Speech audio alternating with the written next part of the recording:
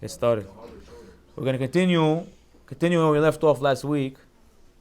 We spoke last week, we ended off with the last plague of Mitzrayim, Makat Bechorot, the death of the firstborn. We're going to continue over there, get to the Exodus, and make our way to where we want to be. But after the plague, the death of the firstborn, they woke up in the morning, there was a gigantic scream throughout all of Mitzrayim. There was no house in which there was no suffering in Mitzrayim.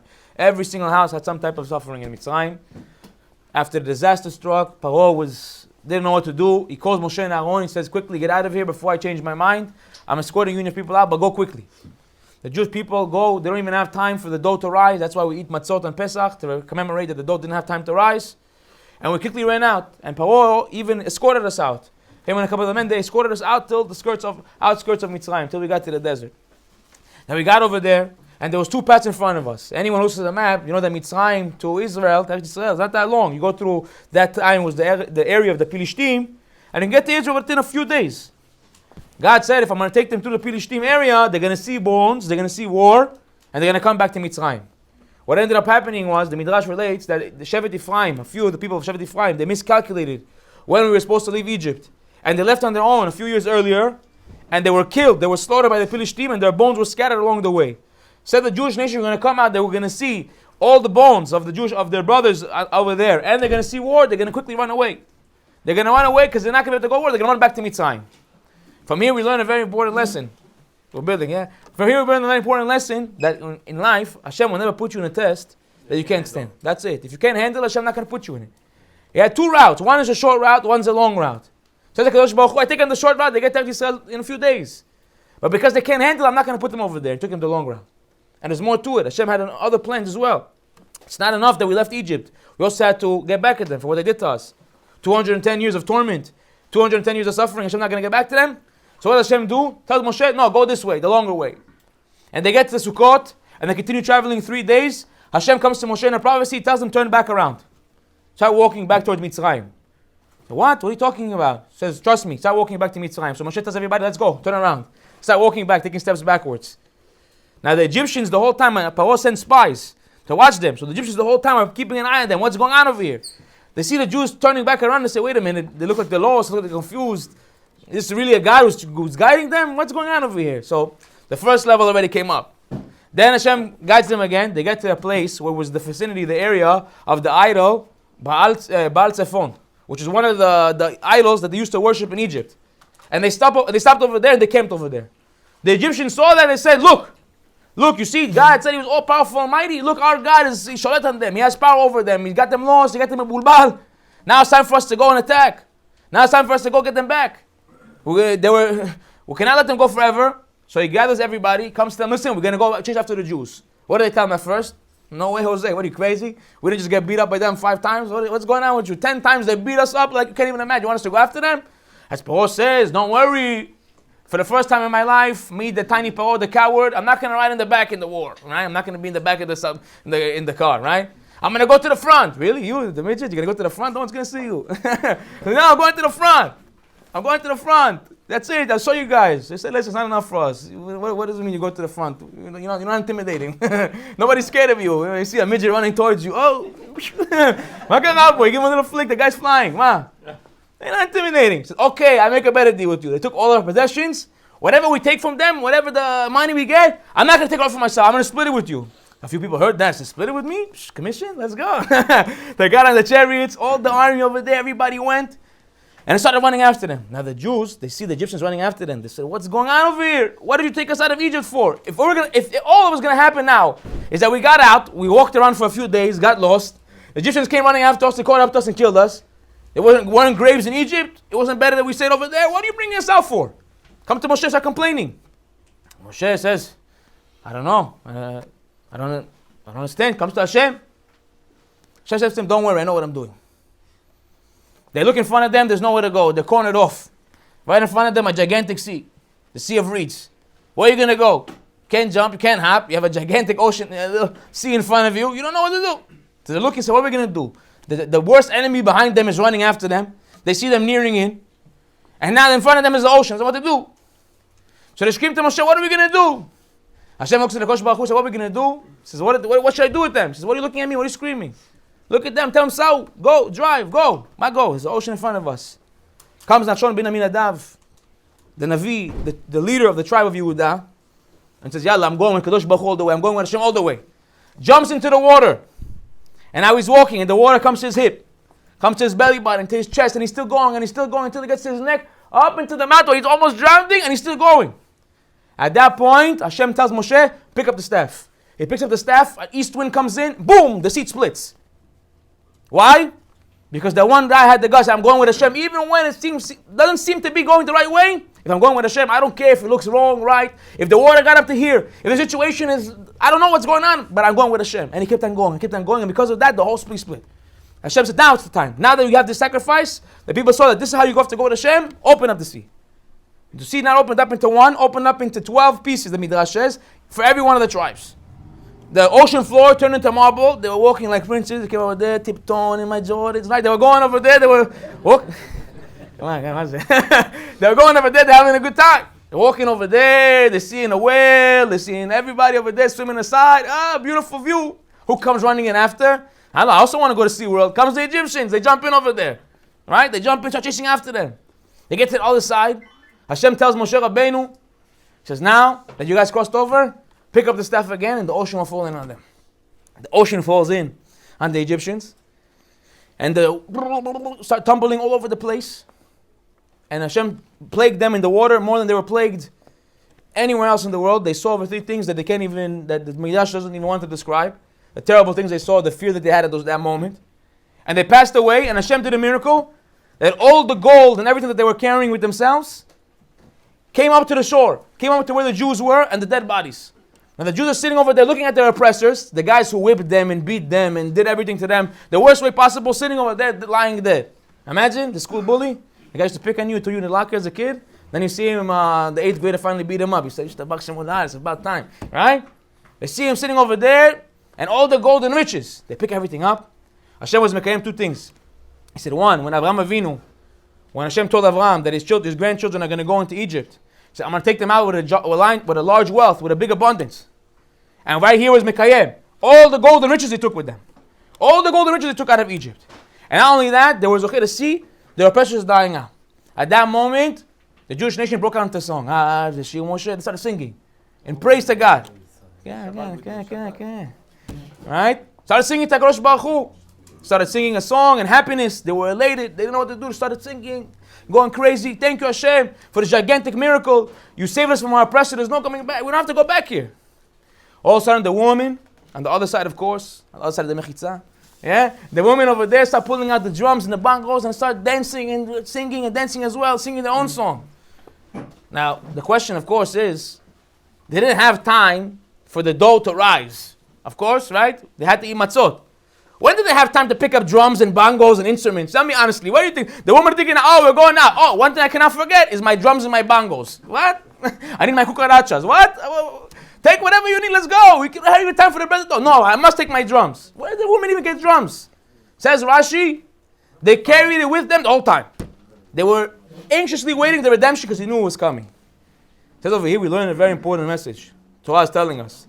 Every time in life, when a person is in a down, when he finds himself in a bitterness, in the dark, it says, just know, prepare for the redemption. Know and believe that Hashem is going to give you Yeshua. They're going to give you a redemption. Know it wholeheartedly and prepare for it. Don't just, I believe it.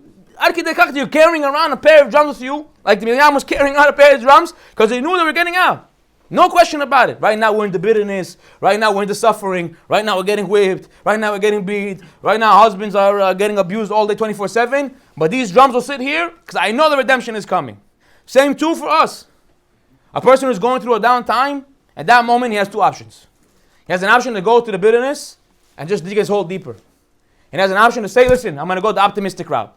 I'm going to have a positive outlook. And guess what? Even in the secular world, there's this idea of karma, of energy. Of the energy you put out. If you put out good energy, what comes back? Good energy. You put out bad energy, what comes back? Bad energy.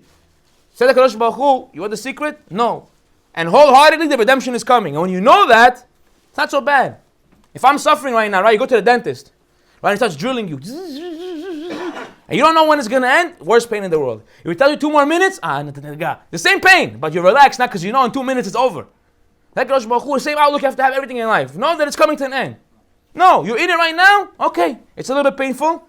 But if you don't know when it's going to end, then it's very painful. But if you know, okay, another few more minutes, what's the end of the world? Okay, we can handle it.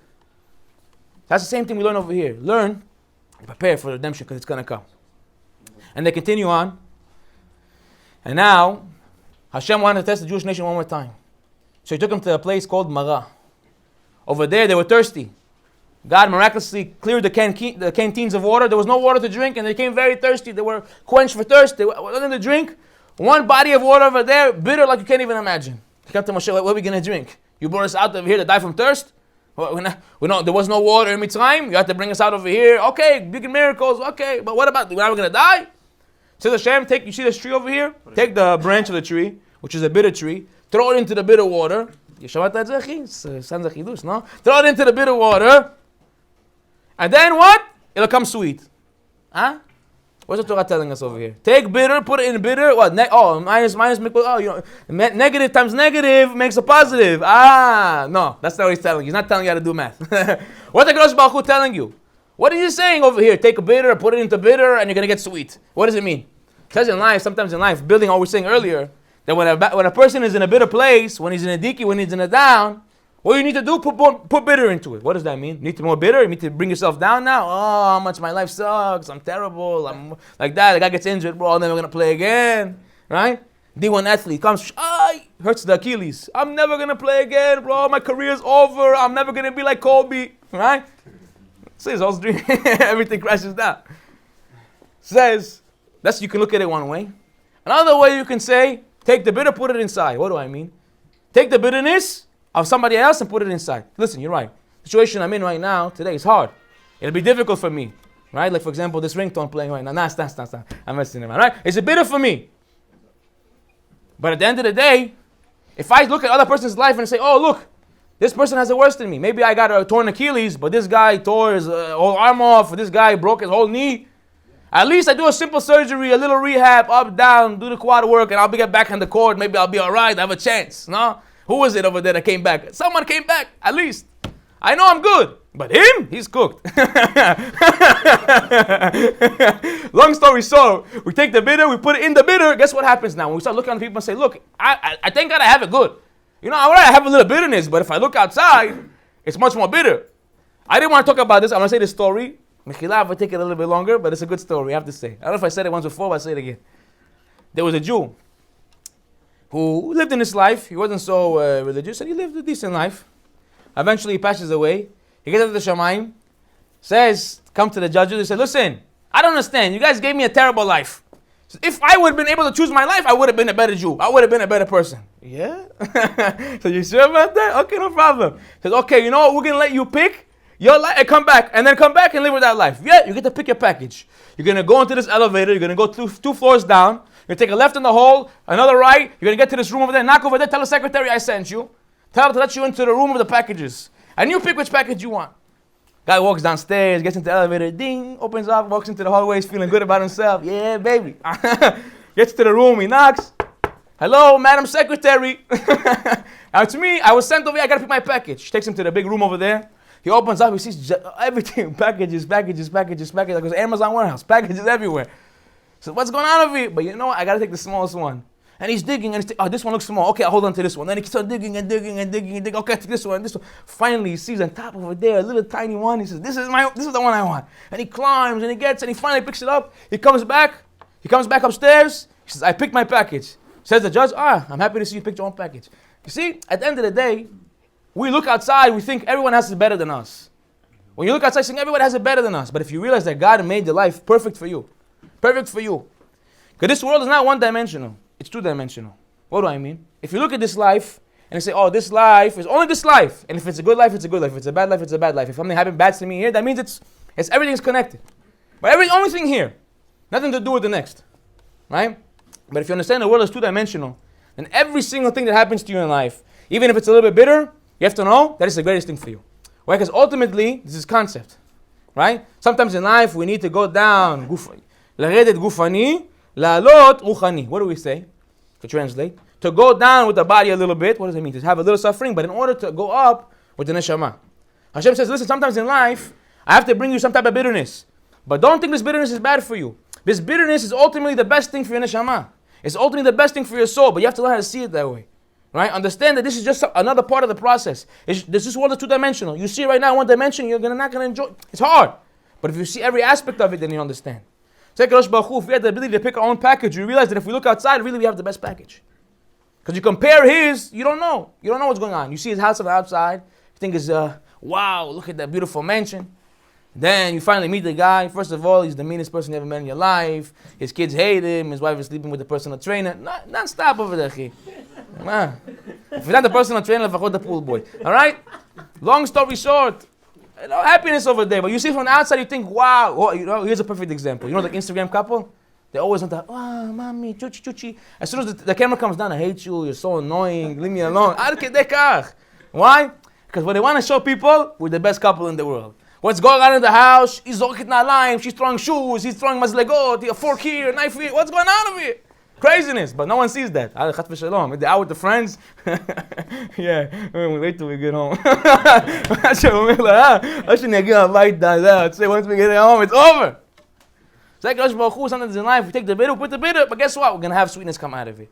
Look at the situation and say, I know that my situation is the best. Because Hashem did it for me. Take a little bit and say, okay, let me look outside. Let me really look outside. And see, wow, you know what? My situation really is good. Baruch Hashem. Hashem blessed me. And then what? It becomes sweet. And like we said earlier, that energy comes back at you. You start being happy, and guess what? The happiness comes back at you. The good energy comes instead of that negativity. They continue on. They have the water now. Miraculously, the matzot lasted them for 31 days. The ones that they built, the one they had in Mitzrayim, 31 days lasted to them. Eventually, they get to the point where they ran out of matzot. They can't eat the crackers anymore. You know why their mouth was so dry? They were eating matzot for 30 days. What do you expect? 30 days eating matzot, they probably, 10 mayim. We call it biton, it's cement. After Sukkot, you have to call a plumber. What's going on over here? Long story short, they get over there. We're hungry. And ochel. They come to Moshe Rabbeinu. What? There was no burials over there in Egypt. I had a nice plot over there in Egypt. I spent a nice amount of money on that plot over there. Huh? I had a nice plot over there. Why you take me out over here to die in the desert over here? No one's going to have my body. No one's going to know who I am. What if my kid want to visit me one day? Huh? What if they want to come to my grave one day? Huh? Where are they going to go? Not to take a semi-truck into the zoo. It's not worth it for me to go all the way to the desert. Take me back. Let me die over there. Comes Moshe to Hashem. Says, listen, they want something to eat. They need some steaks. They need something good. I got you guys. Don't worry. I'll bring down man. Hashem brings them down this cakey-like beautiful bread. Every day, one. Says Hashem. Every day I'll bring you one. On Friday morning I'll give you two. Shabbat. However, if a person takes more than one and he leaves it overnight, guess what? It becomes rotten. He wakes up in the morning infested with bugs and everything like that. Say, Kadosh Baruch Hu, take what you need for today, for you and your family. You take one extra, gonna be spoiled. Why? Says Hashem, I want you to have faith in me. I want you to know where your sustenance comes from. Where did your food come from? It comes from you, from your toil, from your work. It comes from me. But you have to know that and believe that I'm going to be there tomorrow to provide for you. That the door is going to open and there's going to be another piece of man over there. But the fear was in them. What do you mean? What's going to be tomorrow? What's going to be tomorrow? Everyone's always worried about tomorrow. What's going to be tomorrow? What's going to be tomorrow? So they were afraid to take more. It says, whatever you take for tomorrow is going to get spoiled. Have faith in me, I got you. Now the Jews, after a certain time, they came to Moshe and said, listen, we can't take it anymore. We miss the watermelons, the leeks, the cucumbers, the fish that we used to eat in Egypt. Right? We want basar. But we miss the fish. Whatever, that will get into a different time. But long story short, they come and say, we miss it. What was this big issue over here? Why didn't they like the man? The man, they say, according to some Farshim, that first of all, it was the most delicious thing in the world. Second, according to some Farshim, it had the ability to taste like whatever you want. You want it to be a steak from no yidu, medium rare, with the crust, or with the sweet potatoes. It can be whatever you want. A delicious steak, you want a delicious steak. That day you wanted some pen ala vodka. You wanted a burger, whatever you want it could taste like. So they saw, what's the big deal? I missed the fish. Who misses fish? When last time you saw someone, I missed the tilapia I ate yesterday. No one misses tilapia, achi. And even when you go to a restaurant, you get salmon, achi. Miskin the Ben Adam goes to a restaurant and he has to get salmon. I'm the guy, I know. I go to a restaurant with my wife, all I get is fish. Everyone over there is enjoying, I'm sitting over there suffering with this fish. What can I do? It's the diet. What can we do? Achi, it's protein, you need it. At the end of the day, no one misses the fish. They had in front of them, what was the issue over here? Says, the man, the Mefarshim tell us, it didn't just come to your door. The closer you were to Hashem, the closer it came to your house. The further you were for Hashem, the further you had to walk. So if you were a Rasha, you had to walk 5 miles. Imagine talking about, 5 miles. Not only that, it was real time. That night, you had a bad dream, you woke up in the morning, an extra mile. I'm already burning off the calories before I even got back to eat this man. 6 miles to walk to get this, everything real life. You did a sin, real time, it moved. You did a mitzvah, real time, it moved back. But the people were so tired of it, being so conscious of their actions. They said, all day I've got to think if I'm good, if I'm bad, if I'm good, if I'm bad. Leave me alone, I want to just come down. I want to be back in Mitzrayim. Let me be a slave. Let me suffer. Let me get whipped. I'd rather that than to be conscious of my actions 24/7. God forbid. God forbid I have to be conscious and aware of what I'm doing. All right? If I be in my actions. And from there they were complaining. But from here we learn a very, very important principle. And this is where we're getting to. Hashem says, in life you have 2 options. And the man resembles this. It's the embodiment of parnasah, of the sustenance of the wealth a person has in this life. Everyone knows, famously, this the Chazal tells us. The man is a resemblance. What does it mean? The closer you are to Hashem, the closer it is to you. The further you are from Hashem, the further it is from you. What do I mean? Imagine for yourself, just to paint an image, that Hashem brings down the world, into the world abundance, like a waterfall. Right? And it trickles down the stream until it gets to the bottom of the stream. Right? If you're further away from Hashem, if you're the furthest person from Hashem in the whole entire world, by the time the water gets to you, guess what? It's scarce. There's not much water. So guess what you have to say? The early bird gets the worm, you got to get up, you got to fight, you got to kill, you got to get the money. You got to get that deal, you got to kill for that deal. What are you talking about? There's only a little bit of water, I got it, I need to get it. But the more you move up, the more abundance there is. Until you get to the top of the stream, you're not even worried. You wake up in the morning, you stroll out with a cup, you pick up a cup of water, you walk back into the house. And meanwhile, downstairs, they're fighting like wild animals. And you're sitting over there. If you understand that I'm the one who brings you the sustenance, then move closer to me, you realize that the abundance is right in front of you. But you have the choice. You can either live with abundance or scarcity. You can choose. I'm going to live in the life of abundance, or I'm going to live in scarcity. I'm going to give you a story. This really, I think, brings down the point. There was a boy who lived about 100 years ago, lived in a small rural area, right? Secluded, a couple of families over there. And his father was still in the mentality of the hunter-gatherers, right? So you wake up in the morning, go out to the field, he'd hunt, he'd get whatever he can. He'd leave very, very early in the morning. 4 o'clock in the morning, he'd leave to go on and get the hunt. And he'd come back late at night, whatever he got for the day, to provide sustenance for his family. And as his son grew up, he told his son, you're going to be like me. You got to wake up early. You got to be the first one to the field. You got to beat them there. You got to get to the animal first. Because if you don't get it, they'll get it. If you're not going to catch that animal, they're going to catch it. If you're not going to bring the sustenance, they're going to get it before you. So he grew up to be like his father. And he would run out early in the morning. He would never be home. He got married. Never home with the kids. He would run out, boom, go out to the hunt. Come back late at night, whatever he got for the day. Whatever, deer, kill, whatever he got for the day, he'd come home. And every day he lived his life like this. One day, he sees a deer. And he shoots a bow, the deer runs away. Now he starts chasing after the deer. For miles, he's chasing after this deer, trying to catch it. Eventually, he finds himself on a road. He looks, he says, what's going on over here? He looks around, he sees people, he sees stores. So what is this? What's going on over here? He starts looking around, he sees a butcher shop. He sees the meats in the window. He sees a supermarket, fresh produce. He sees a clothing store. He slaps his head, he says, what's going on over here? He says, my whole life, I'm living my life running and practically killing myself for the food, for everything like that. Meanwhile, over here in the city, you just walk to the store and buy it. He quickly went home, took his family, and brought them over there. He says, I'm not living anymore like this. And he started living his life normally like a person. And staying with his family in the morning, and then going to the store and buying some meat. This is an example to every single person. You come to this world, society instills in you, you have to go out and kill. You have to go and fight. You have to go. If the early bird gets the worm, the first one to work, the first one to win, the last one out, the last one who gets it. Everyone says like that. You have all these ideas that the harder you go, the harder you're going to get, and you're going to boom, boom, boom. The more you work, the more money you're going to make. You have to be a hunter. You have to be a killer. You have to be a shark. You got to come and boom, kill the market. That society tells you have to be like that. So the Kadosh Baruch Hu said that. That's if you live in a world of scarcity. If you live in the bottom of the well, yeah, you're right. That's how you have to live. You have to live your life according to that ideology. You have to go out and kill. But if you move up the stream and you move closer to HaKadosh Baruch Hu and closer to Hashem, guess what? You don't have to live your life like that. You change your mindset from scarcity to abundance. You feel that Hashem gives everything in abundantly. So therefore, if Hashem gives it to me, Hashem says to you, listen, you do your shtalut, you do your part, but have faith in me. That's what happens. When you change your mind from abundance to scarcity, your decision-making process changes.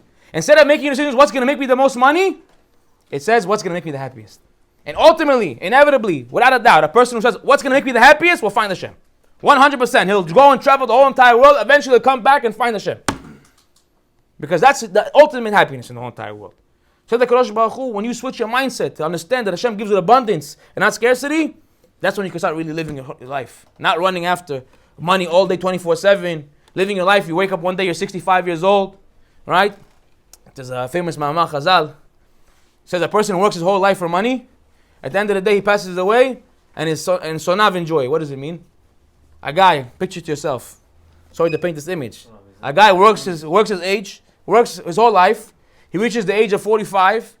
He works, he toils, he racks up about 15, 20 million in the bank. Right? He buys himself a nice mattress, a nice house, an Aston Martin. One day he goes out, he gets hit by a car. Unfortunately, the guy's gone. Yeah? He sees in the next world already, a week later, who creeps in? I'm so sorry for your loss. Well, that guy was always checking out his wife. A month later, she's married to him. He's sleeping in his bed, driving his car, living in his home, using his money. Says, we spend our life, we're going to rack all the money. It doesn't come with you. You die, it doesn't come with you. And who's going to enjoy it? If you're lucky, your kids. If your wife lives after you, and by the way, statistically proven, women live longer than men. Why? Because, whatever. Let's not get there. Not a recording. Statistically, women live longer than men. So guess what? She's definitely going to live longer than you. And guess what happens? Who's taking the bank? She's taking the bank. And who's going to follow after? That young kid who heard about the mamacita and Boca Raton. He's going to come chasing after. You know, there's a couple of guys who have like a scheme out there. I'm going to go to Boca. I'm going to find a 90-year-old. I'm going to marry her. And then when she dies, I'll take everything. Little they know those 90-year-olds in Boca Raton live to 120. He's suffering 30 years. Like, what's going on? This woman doesn't... Long story short. We see that when a man change your outlook, you get to live your life differently. Your decision making is changed. They once did an experiment. One office owner did an experiment. He had an office with about 20, 30 guys. Now he was a kamtzan. He didn't want to buy plastic spoons, so he brought the metal spoons. But there wasn't many of those metal spoons. There's about 2, 3 metal spoons in the thing. And you watch all the workers running into the office trying to be the first one to get the metal spoon because they don't want to wash it. They don't want to have to clean it. One guy takes it with him to his office, puts it on his desk. Another guy's knocking at his window. Hello, bring the spoon. The whole office is thinking about these spoons 24/7. Says the owner, I want to do a test. Let's do a test. The holiday season approaches. He's like, I'm going to buy everyone their own teaspoon, their own spoon for the holidays. Comes the holidays, he comes with a nice little box with the bow, pulls out a spoon, says, here you go, everyone. Wow, beautiful, a spoon. What a nice gift. Could have given me a check, you cheap. Right? A spoon. Gives him a spoon. And he watches as their behavior changes. All of a sudden, everyone in the office, no one is rushing to the mess room anymore, to the lunchroom to be the first one to get to the spoon. No one's washing the spoons anymore. After a few months, they're all just sitting over there. You have like 10, 12 spoons sitting in the lunchroom. Everyone's just chilling. After a few months, what ends up happening is the spoon disappear again. Now there's left for 2, 3 spoons. And again, they start living their life like that. So when a person lives his life thinking that everything is scarce, only 2, 3 spoons, guess what? He runs, he's going, he's toiling, trying to make it. But he lives his life in a sense, there's spoons. Baruch Hashem, there's spoons, I'm not worried. So guess what? His decision making changes. Now I can focus on other things. When you look at life and you say, there's money, Hashem gives sustenance to the world. Hashem brings sustenance to the world. I'm not have to run after it. Guess what? Your decision making changes. You move from scarcity of running and I have to go, like a maniac in the morning, running out of the house. God forbid he leaves 4:02. If he doesn't leave 4 o'clock in the morning, it's over. It's cooked. The whole day is gone. I lost 2 minutes. Right? The guy's driving to work. God forbid there's traffic. Hello. Wants to go. That's it. He lives his life like that. But if he changes his mindset, he wake up in the morning, he see his children. Let me eat breakfast with you. Chas v'shalom, I eat breakfast with my children. Eat breakfast with his children. Take this children to school maybe. Come home a little bit early, have dinner with the children. Maybe help the wife put them to bed. Whatever it is, but spend some time. Your decision making changes because you're not running after the scarcity. I'm running after the money. I'm running after. It's time. There's nothing there. No. HaKadosh Baruch Hu brings down to this world with abundance. And not only that, the closer you get to him, the more it comes to you. The less you have to do, you have to go and run for it. Tell the HaKadosh Baruch Hu, all you got to do is make that switch. Take your mind and say, money, it's not scarce. Money, there's plenty of it.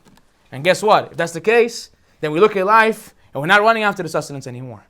We're running after life. We're running after enjoying life. And we make our decisions based on that. And we live a much healthier and happier life. After Me'ah V'Esrim, we can look back and say, Baruch Hashem, I lived a healthy life. I'm not a person who died with 100 million in the bank, and now I'm watching other people enjoy money. Well, I can't take it with me. At least I got to enjoy my life. That's what I want. I want you to do your part. Do what you need to do. You need to work, no problem. But do it in a normal amount. Don't go crazy for 4 o'clock in the morning to 1 o'clock in the morning, sleeping 3 hours. No. Do your part, your normal shadlut. And then, wait, trust Hashem will give you the rest. Hashem will bring you the rest. And you live your life like that, guess what? Everything else is smooth sailing. Everything else is smooth sailing. We'll all be zocher to live a life of abundance and no scarcity.